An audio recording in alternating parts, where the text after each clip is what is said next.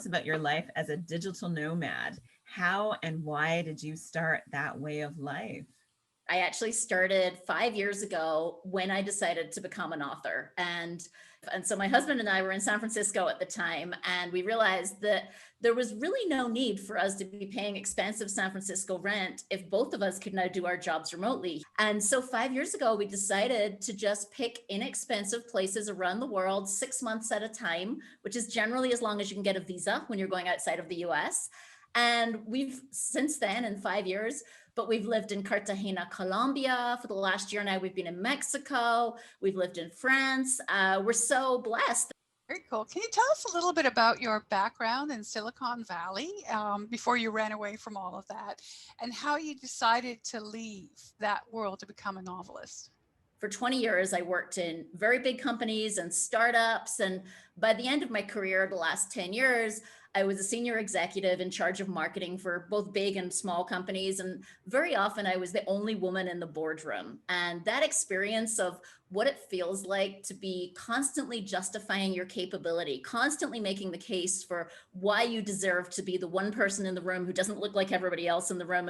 But I really wanted to write a book which kind of was set in Silicon Valley, but my goal was to show what that feels like, to be the only woman in the room, to be that person who's trying to kind of stand up for all womankind when all you want to do is do the right thing in this meeting today for your job. But as you say in this book, the story is that Rin, who is a venture capitalist, has just invested in the company of Carly, who she learns on the first pages of the book is her husband's mistress. And so the two of them are thrust into this situation where they're basically forced to work together because one has bet their career on this company, Rin, and the other can't afford to lose her startup's funding, Carly, otherwise her startup will go under. And so the question at the beginning of the book is, how the heck are these two women going to get out of this situation, or at least work through it? You've talked about many of the scenes of the novel, like the cougar night scene, as being inspired by real experiences in the Silicon Valley. But what about the main plot and characters? Are Rin and Carly inspired by real women that you saw go through this kind of thing?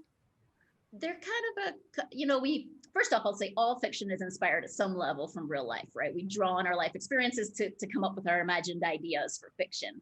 So for sure, I'm divorced, I'll tell you that. So going through a divorce is painful. So certainly some of that poured into this book.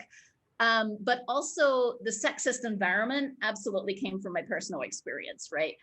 People ask me if I set out to write like a feminist anthem of a book, which is what it's been called. And the funny thing is I didn't. I set out to write a friendship story about a wife and a mistress. And when I had to work out where to set it, obviously I just went to what I knew, which is Silicon Valley.